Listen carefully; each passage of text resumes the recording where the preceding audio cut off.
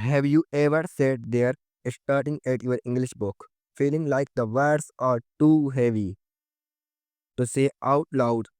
That quiet fear in your chest, wondering if you will ever get it right.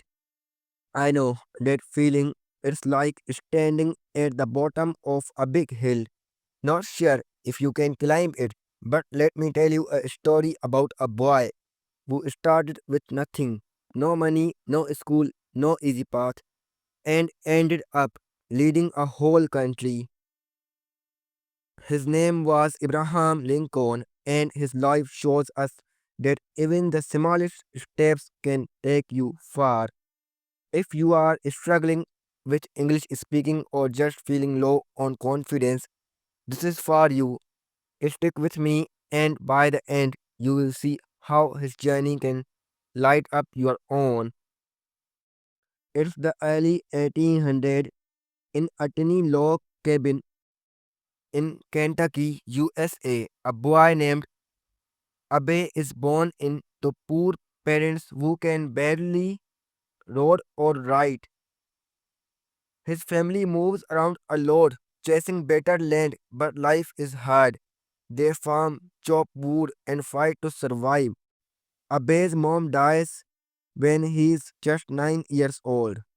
That loss hits him deep, like a shadow that follows him. His dad remarries, and his new stepmom sees something in him, a spark. She gives him a few books, simple ones, and that's where it starts. Abe doesn't go to school much, maybe a year in total, scattered days here and there. But the lads those books at night by the fire's light. He reads whatever he can find, the Bible, stories about heroes, even old newspapers. He borrows from neighbors, walks miles to get them. Reading isn't even easy for him at first. Words mix up, sentences feel long, but he keeps going, sounding them out.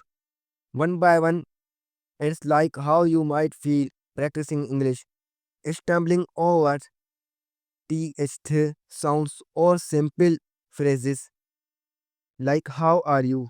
Abe teaches himself writing on dirt floors with sticks when there's no paper. As he grows up, life throws more punches. He works odd jobs, splitting rails for fences, running a store, even steering boats down rivers. But failures come first. His store goes broke, leaving him in debt. He tries politics, runs for office, and loses. People laugh at his tall, awkward frame and plain clothes. He falls in love, but his sweetheart dies young, breaking his heart. Depression wraps around him like a heavy blanket. There are days he can barely get out of bed. Nights he walks alone, wondering why, brother. But here's the part that touches me every time. Abe doesn't stop. He picks up more books, studies law on his own, no fancy school, just quiet hours in dim rooms, reading cases and rules. He practices speaking in front of mirrors or to friends, building his voice step by step. Sound familiar, like repeating English sentences alone in your room, afraid someone might hear your mistakes. Abe knows that fear, but he turns it into fuel. He starts debating in public, sharing ideas about fairness and freedom. His words are not perfect at first. Stutters, passes, but he gets better. People start listening because he speaks from the heart, simple and true. Years pass, more losses pile up. He runs for senator and fails again. Friends doubt him. He doubts himself. But at those low moments, he remembers his mom's story, the book that opened his world. He keeps learning, keeps trying. In 1816, against all odds, This poor boy from the cabin becomes president of the United States. Can you imagine? From chopping wood to guiding in a nation through its darkest war, fighting to end slavery and hold the country together. What hits me hardest about Abbay's story is how human it is. He was not born smart or lucky. He cried, he felt alone, just like us. But he chose to keep moving.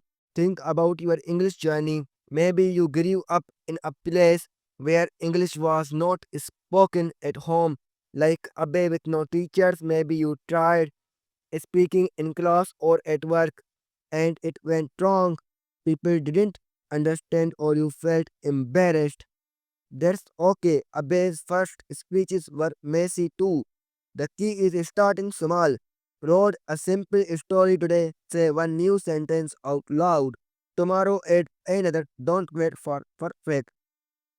Just practice like Abe with his borrowed books. I remember my own struggles. There was a time I froze up talking to a friend in English. Words stuck in my throat. I felt small like that boy in a cabin. But stories like Abyss reminded me growth comes from those hard days. It builds confidence bit by bit. You learn to trust yourself to speak up in daily life, ordering food, chatting with neighbors, sharing ideas at work. It's not about being to the best, it's about showing up. Abe once said, I will prepare and someday my chance will come. Their self improvement is action for you. Their chance might be a better job, new friends, or just feeling proud when you speak. During the Civil War, Abe faced hate, tough choices, even losing his son, but he held on writing letters to soldiers' moms, speaking words that healed his Gettysburg address. Short, simple words changed his history.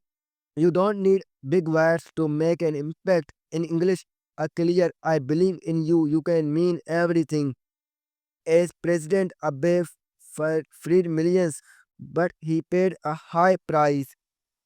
Assassinated in 1865, his life ended too soon, but his light keeps shining. He shows us that from poor beginnings, with heart and effort, we can rise. If you are watching this feeling that hesitation is in your English practice, remember, Abbe, you are not alone.